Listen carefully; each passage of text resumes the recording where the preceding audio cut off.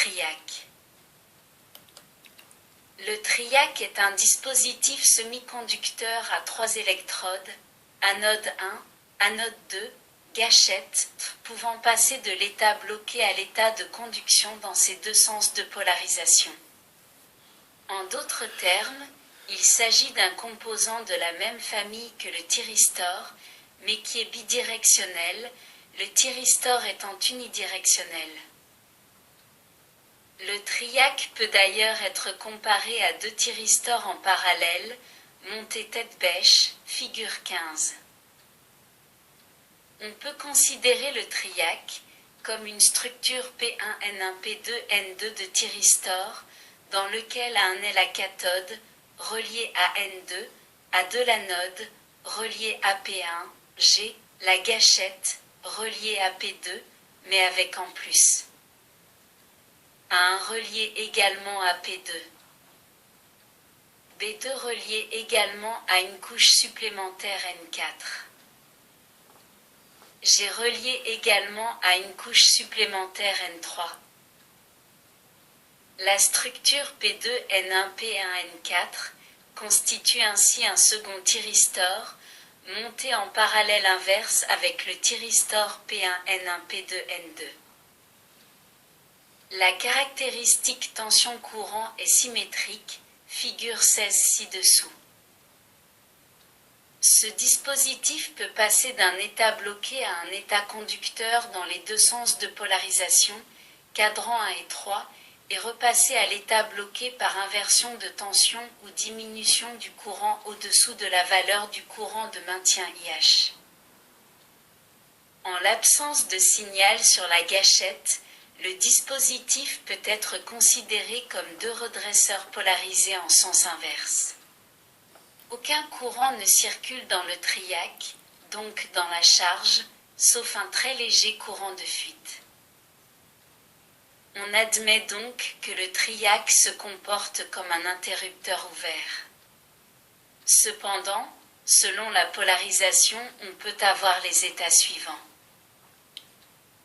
1 degré, si A2 est à un potentiel positif de 1,5 V par rapport à A1, une tension positive ou négative de valeur convenable, appliquée sur la gâchette, provoque l'amorçage, le triac se met à conduire.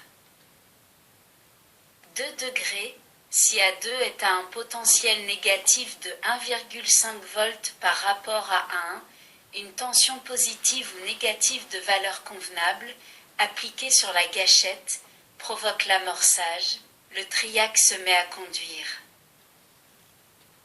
3 degrés, si le courant allant de A2 à A1 ou de A1 à A2 est établi, le triac est verrouillé et la tension de gâchette peut être supprimée, qu'elle soit positive ou négative, le triac reste en état de conduction.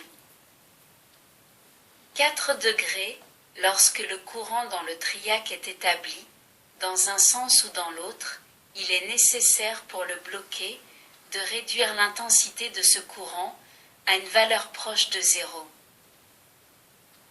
L'intensité minimum pour laquelle le triac reste conducteur est appelée intensité minimale de maintien, IH. La condition ci-dessus, courant proche de 0, existe évidemment chaque fois que la tension alternative du réseau passe par 0, c'est-à-dire à chaque demi-alternance. Comme nous venons de le voir, le triac peut être déclenché par une impulsion positive ou négative sur la gâchette, quelle que soit la polarité de A2 par rapport à 1. Toutefois, il existe un sine préférentiel, illustré figure 17. Lorsque le déclenchement a eu lieu, la résistance interne du triac est faible, de ce fait, la chute de tension entre A2 et A1 a une valeur également faible, de l'ordre de 1,2 V. Cela signifie que la puissance dissipée en pure perte dans le triac est très faible par rapport à la puissance de la charge. Mentionnons encore qu'un triac peut supporter sans inconvénient des surcharges brèves, assez intenses. Ainsi, Un triac de 6 ampères par exemple peut supporter pendant quelques alternances un courant de l'ordre de 100 ampères. Cette caractéristique est très intéressante car au démarrage d'un moteur par exemple, l'intensité instantanée demandée est beaucoup plus importante que l'intensité de fonctionnement du moteur en régime normal. I1. Amorçage du triac. En appliquant une tension V1A à 1, V2 à A2 et VG à la gâchette, en prenant V1 comme référence, c'est-à-dire V1 égale 0, on peut définir les 4 cadrans de polarisation de la figure 17. Comment se produit l'amorçage dans les 4 cas possibles? A. Amorçage cadran 1, plus. Dans ce cas, nous avons V2 inférieur à V1. On applique une impulsion positive sur la gâchette entre G et A1, plus sur G. En appelant T le thyristor P1, N1, P2, N2, ayant A2 comme anode et A1 comme cathode, voir figure 15, et T le thyristor P2, N1, P1, N4, avec A1 comme anode et A2 comme cathode, nous avons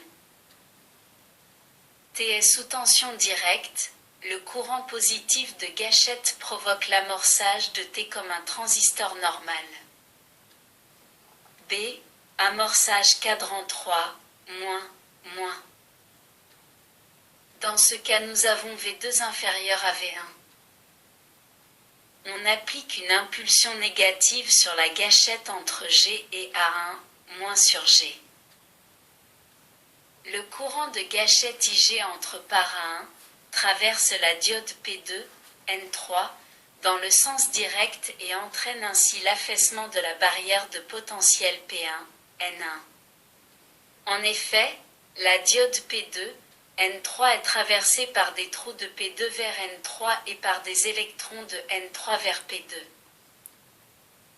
Ces électrons diffusent à travers P2 jusqu'à la jonction P2, N1, qui les dirige dans N1, action de la jonction sur les porteurs minoritaires qui l'atteignent, il en résulte une diminution de la barrière de potentiel P2, N1 et par suite une augmentation du courant des trous de P2 vers N1.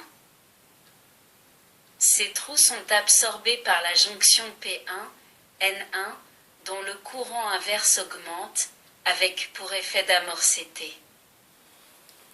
C. Amorçage cadran 2, plus moins. Dans ce cas, nous avons V2 inférieur à V1. On applique une impulsion négative sur la gâchette entre G et A1, moins sur G. Le courant de déclenchement circule de P2 vers N3 et amorce T, comme précédemment. D. Amorçage cadran 4, moins, plus. Dans ce cas, nous avons V2 inférieur à V1. On applique une impulsion positive sur la gâchette entre G et A1, plus sur G. Le processus de déclenchement peut se comparer à celui du premier cadran, donc T conducteur. En réalité, le phénomène est plus complexe, car pour une étude détaillée et par ailleurs hypothétique, il conviendrait de considérer la zone de conduction N3, P2, N1, P1, d'où il ressort que dans le quatrième cadran, la sensibilité au déclenchement est plus réduite que dans les autres cas.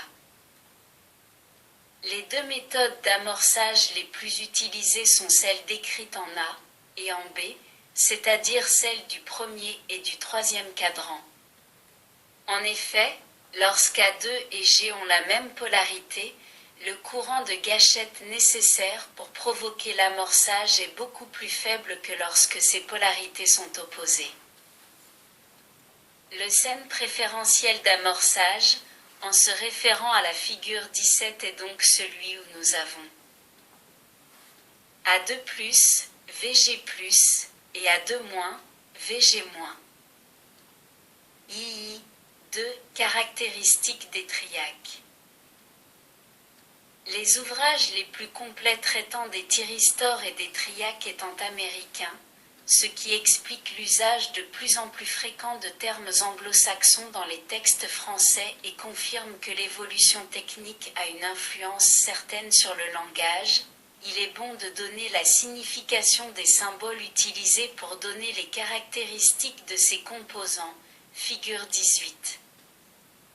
Extrait d'un document SILEC, fabricant de semi-conducteurs, voici comment se présentent les caractéristiques essentielles d'un triac, type TAL 220. Astérisque, astérisque, astérisque, valeur d'utilisation astérisque, astérisque, astérisque. ITEF 200 A égale courant efficace à l'état passant. ITRM 600 A égale courant de pointe maximum repéré à l'état passant. ITSM 1600 A à 50 Hz égale courant de pointe maximum accidentel. VDWM 200 V égale tension de crête maximum à l'état bloqué. VRSM 300 V égale tension inverse de pointe accidentelle. Astérisque, astérisque, astérisque, caractéristique de gâchette astérisque, astérisque, astérisque. IFGM 5 A égale courant direct de pointe. VFGM 10 V égale tension directe de pointe. VRGM 5 V égale tension inverse de pointe. PG 10 watts égale puissance gâchette, de l'anglais PowerGAT. Parmi les autres caractéristiques importantes qu'il faut citer, mentionnons VBO égale tension maximale que peut supporter le composant en restant maintenu à l'état bloqué. Si cette tension est dépassée, le triac s'amorce. DT égale taux de croissance maximum de la tension d'anode pouvant être supporté par le dispositif, sans risque d'amorçage. DT égale taux de croissance maximum du courant d'anode pouvant être supporté par le dispositif sans entraîner sa destruction. À l'aide de ces indications, on peut ainsi compléter le schéma de la figure 16 par les indications suivantes, figure 19. 4. Les diacs. Le DIAC est un composant à semi-conducteur, utilisé pour déclencher le thyristor et les triacs. C'est un élément symétrique, donc un composant bidirectionnel, devenant conducteur lorsque la tension dépasse un certain seuil, tension de retournement. Sa structure est très simple, puisqu'il s'agit d'une double diffusion d'impuretés de type opposé à celle du substrat, monocristal. Le symbole, ou plutôt les symboles du diac sont représentés figure 20. Le symbole de la figure 20B est contestable car il est pratiquement identique à celui du triac. Le symbole de la figure 20C est le plus simple et permet le plus facilement de comprendre le fonctionnement de ce composant. Voyons à ce sujet le comportement du diac. À cet effet, reportons-nous au schéma de la figure 21. Réglons le potentiel P à sa valeur maximale. La tension appliquée sur le diac et lue sur le voltmètre V est très faible, le courant mesuré par l'ampèremètre est également très faible et correspond à un très léger courant de fuite. Manœuvrons P pour augmenter la valeur de la tension V. Le courant augmente mais très légèrement, comme on peut le voir figure 22, IBR+, puis brusquement, pour une certaine valeur de tension bien déterminée, le courant augmente de façon intense et la résistance dynamique du diac devient négative. Cela signifie que cette résistance, tout en étant de valeur peu élevée, augmente en fonction du courant. La figure 22 illustre ce qui vient d'être dit, partie à droite de l'axe I. Si maintenant, dans une seconde expérience, on inverse la batterie de pile, on constate que le même phénomène se produit, mais de sens opposé.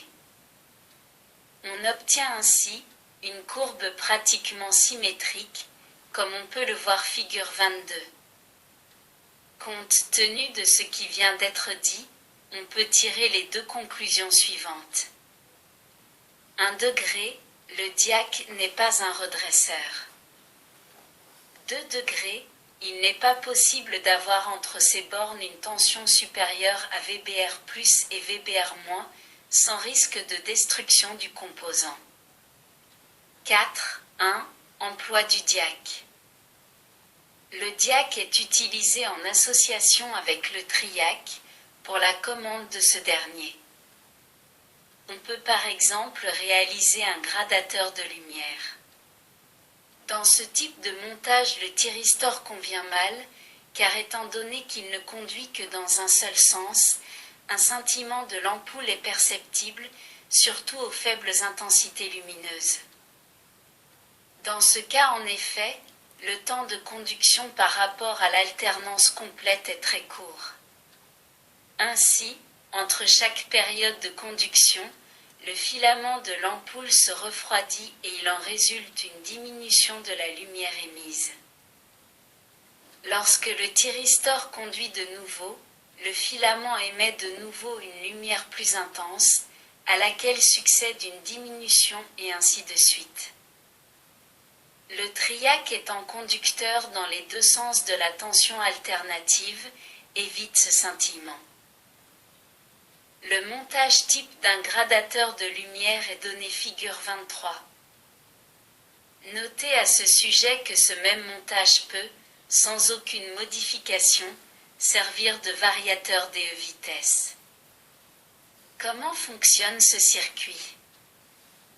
La partie droite du schéma comprend un dispositif de déphasage, constitué par un condensateur C et un potentiomètre P. Une partie du courant fourni par le secteur passe à travers ces deux éléments. Ce courant engendre aux bornes de P une tension qui est en phase avec celui-ci. Cette tension est donnée par la loi d'Ohm. UP égale RI. Aux bornes du condensateur, une tension prend également naissance, mais elle est déphasée de P/2, 90 degrés, par rapport au courant. La valeur de cette tension est donnée par la formule. UC égale un barre oblique, CXW, XI. La représentation vectorielle est celle de la figure 24. Le vecteur U, somme géométrique de UC et de EP est déphasé par rapport au courant I. Il est évident que ce déphasage, angle J, dépend essentiellement des deux vecteurs UC et EP, donc de C et de P. Or P est un potentiomètre, il suffit donc de manœuvrer le curseur pour modifier le déphasage de U par rapport à I. Mais U est la tension aux bornes de l'ensemble résistance-capacité, donc la tension du secteur. Le déphasage de UC par rapport à U varie donc également en fonction du réglage de P. En conclusion, aux bornes de C on dispose d'une tension dont la phase varie avec la valeur de P. La figure 25 représente la tension U immuable de la tension UC, dont le déphasage dans le temps varie suivant la valeur de R.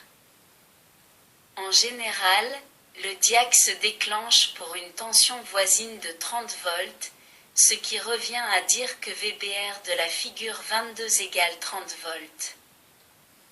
Si P et C ont été choisis judicieusement, la valeur maximum de UC peut être égale à 30 volts.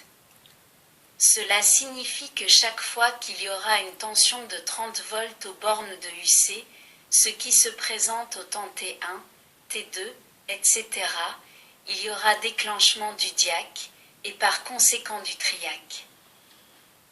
La figure 26 représente la forme de la tension délivrée par le triac, c'est-à-dire le temps de conduction de cet élément, en fonction de 3 réglages différents de P.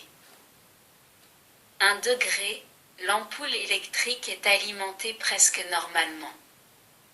Le temps de conduction du triac est presque égal à T. Temps de conduction long, partie assurée. 2 degrés, l'ampoule électrique n'est alimentée que la moitié du temps durant chaque demi-alternance.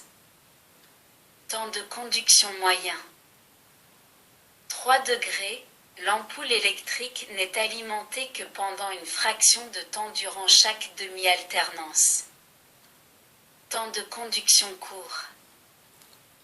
Notez bien que dans les variateurs sous-gradateurs à thyristor sous à accent grave TRI ACS, on agit sur le TEMPS DECON DUCTIO net, non sur la valeur de la tension. 4. 2. Autre dispositif de déclenchement.